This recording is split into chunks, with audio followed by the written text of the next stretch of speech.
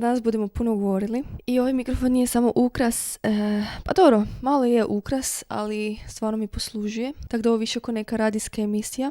Mikrofon koliko vidim radi. A danas ćete slušati naravno, kako sam rekla, moje komentare, moje mišljenje, moja pod navodnicima stručna mišljenja i nadam se da će vam se sviđati. Naravno bit će tu i titlovi, tako da mi mogu razumjeti i svi drugi. Slušala sam obje pjesme i nema sumnje da je prošlogodišnja pjesma u meni definitivno izazvala nekakvo veće, kako bi rekla, neku veću moju reakciju, odnosno prvi put kad sam slušala The Roop On Fire, znači On Fire od The Roopa, definitivno je na mene ostao onak veliki dojam, možete pogledati reakciju ako niste. Pjesma je definitivno bila drugačija od drugih, izdvajala se, znači, i svojim načinom izvođenja i samim plesom, koji je istovremeno djelovao kao ozbiljan i kao neozbiljan ples, razigrani. Cijeli taj spoj i plesa, i pjevanja, i načina izvođenja, i cijelog nastupa, i kamera, kretanja kamere, i ovih svjetala, reflektora, definitivno su davali taj nekakav osjećaj da je pjesma stvarno jako dobra, da je stvarno eurovizijska prava pjesma i da je mogla itekako odnijeti pobjedu. Ove godine The Roop je ponovno pobjedio na svojem nacionalnom biranju pjesme i naravno već imamo nekako očekivanje od njih, već imamo stvoreni taj njihov, već imamo stvoren taj dojam o njima, kako nastupaju i već imamo nekako očekivanje od njih što nismo imali u slučaju kad smo prvi put slušali On Fire. Očekujemo da ćemo opet osjetiti taj njihov efekt izvođenja glazbe, da će opet zvučati nešto posebno i drugačije. No pitanje je jesu li uspjeli to postići i je li pjesma Diskotek dovoljno dobra, sad loše će zvučati zamjena, ali je li dostojan nasljednik pjesme On Fire?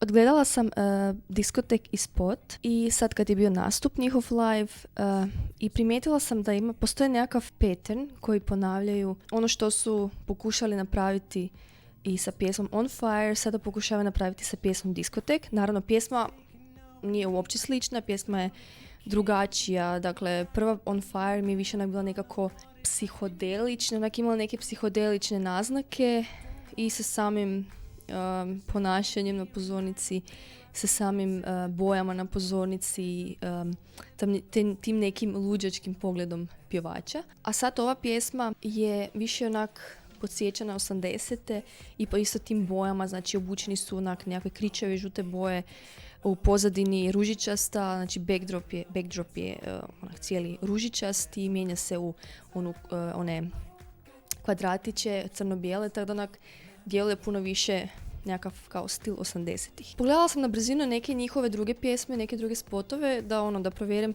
da li možda oni cijelo vrijeme nešto slično prakticiraju, odnosno nešto isto izvode. Nisam uočila da bi neka druga pjesma imala taj nekakav sličan koncept kao što ima Diskotek i On Fire, ali definitivno se primjećuje taj njihov način izražavanja koji je opet isti i ta nekakva baš umjetnička strana koja je meni odlična kod svakog izvođača, kod svakog pjevača, kada baš uvode nekakve svoje, totalno svoje elemente i izvode to na neki totalno umjetnički način, što mi se baš jako dojmilo kod The Roopa, ali definitivno pjesme Diskotek i On Fire nisu slične pjesme u smislu da bi slično zvučale, da bi odavale nekakvo slično raspoloženje, nego sam koncept. Znači koncept i po pjevanju, i po plesanju, i po kretanju kamera, i po osvjetljenju. Dakle,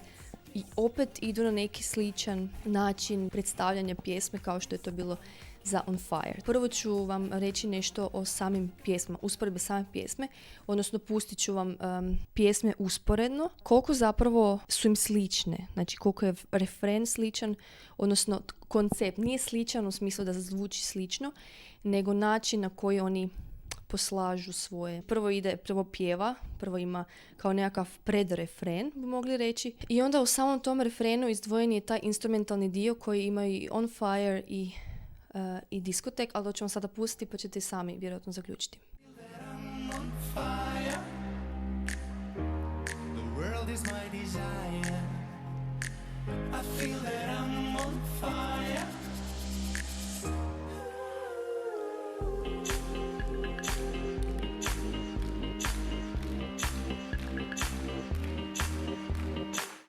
dance alone, dance alone, dance alone, dance alone. I got the moves, it's gonna blow.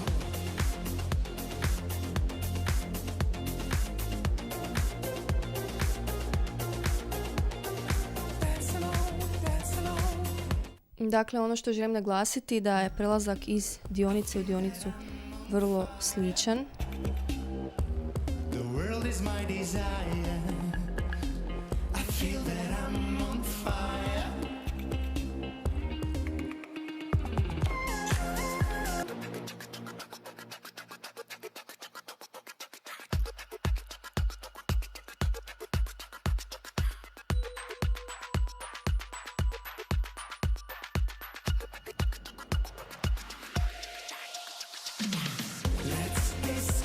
Ok, ako ovo niste shvatili, vam nije jasno, ovi pokreti u plesu će vam definitivno biti puno jasniji.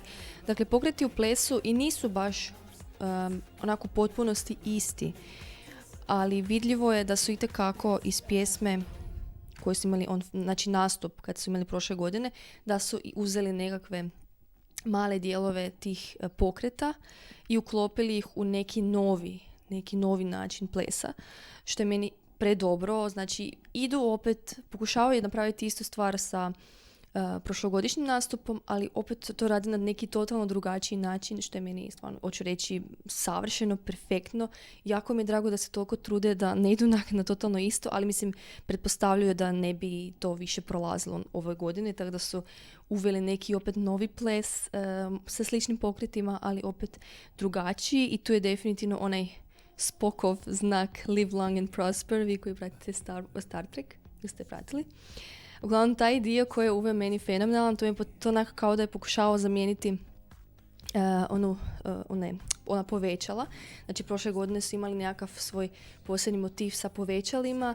Naravno, bili su tu neke druge stvari kao što je ovo, ali to je ponovio sad i u diskoteku. Ali ono što nije ponovio su ta povećala, nego je uveo taj nekakav ples sa prstima, što je meni predobro i baš je vrlo originalno, kao i ples sa obrvama, iako sad se više ne sjećam da su obrve bile u live nastupu ili samo na spotu, ali to mi isto baš onak originalno i onak ne bi baš očekivali da bi za neku pjesmu neko plesao sa obrvama, tako da to mi je stvarno predobar ta originalnost i ta ideja. Nekak imam osjećaj da je to već sad nekakav trend, odnosno svaki youtuber koji reagira na tu pjesmu, svi stavljaju thumbnaile sa ovim, s tim položajem dlana, s tim položajem prstiju. Meni to baš prefora, znači to što su pogodili u srž ono kaj će ljudi zapamtiti, znači opet su postavili neki novi standard kod sebe i u Euroviziji, znači da ih opet po nečemu pamtimo, a to znači taj pokret sa prstima. Mogu probati, ali mislim da ne bude to išlo meni, znači ples sa prstima, nemam pojma, čekaj sam malo, s desnom rukom bude bolje.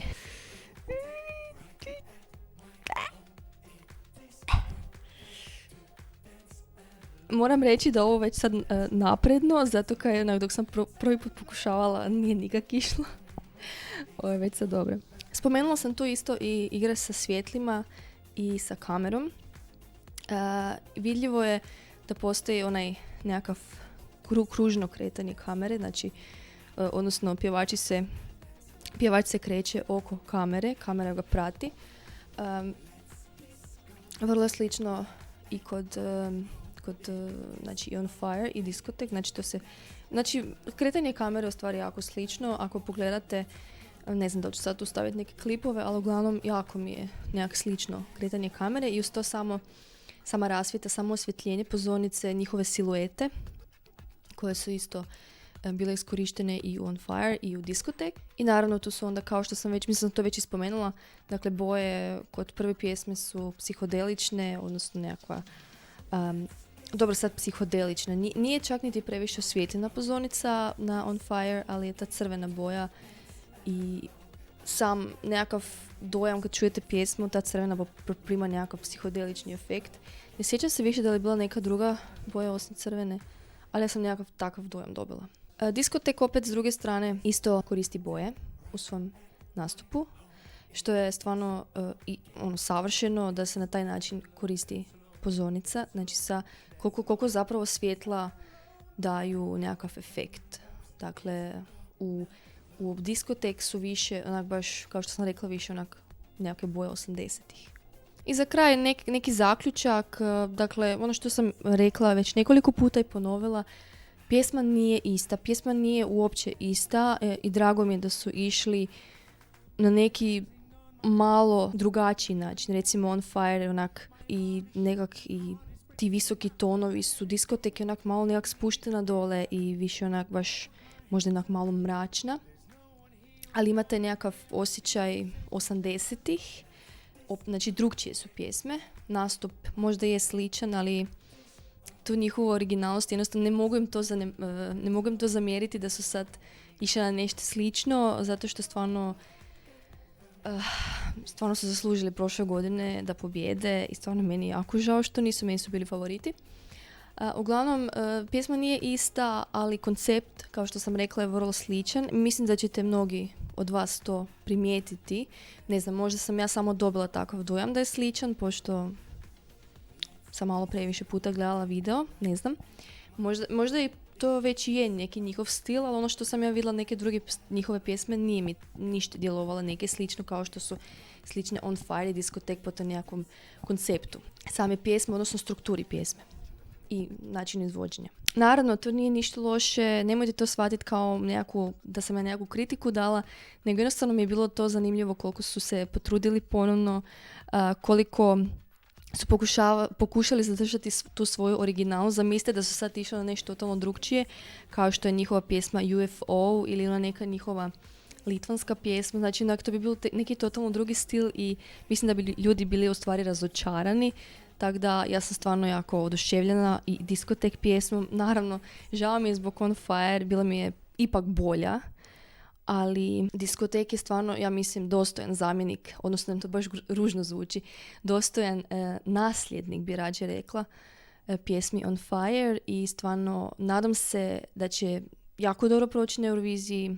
Ne znamo još, naravno, puno pjesama još nije izašlo, ne znamo kakve će biti druge, ali vjerujem da će ova pjesma isto biti na vrhu. Da li će biti prva, ne znamo, vidjet ćemo ostale pjesme. Ja isto ne bi sad htjela biti tu subjektivna i reći želim da pobjedi diskotek, jer naravno treba tu gledati druge pjesme da bude fair. Naravno nije fair da On Fire nije pobjedio prošle godine, da nije bilo Eurovizije, ali mislim da su The Roop napravili dostojnog nasljednika, dostojnu pjesmu i vidjet ćemo kakav će biti ishod. Naravno isto ovisi kakav će biti nastup, da li će biti isti ili će biti neki drugačiji. I to je to. Nadam se da ste uživali u ovom chit-chatu, da vam se sviđa ovaj način videa. Nisam htjela raditi stvarno reakciju jer sam gledala već spot i pjesmu. Glupo mi je sad bilo reagirati na nešto što sam već gledala. Tako da mislim da je bilo zanimljivo da malo možda usporedim te dvije pjesme, pošto su mi obje stvarno fenomenalne i jedva čekam vidjeti nastupe uživo, jedva čekam vidjeti druge pjesme, tako da pratite nas na našem YouTube kanalu, na našim društvenim mrežama, lajkajte video ako mi se sviđao i to je to. Mislim da sam sve rekla. Dobro, ok, to je to. Vidimo se u sljedećem videu, u sljedećoj reakciji. Pozdrav!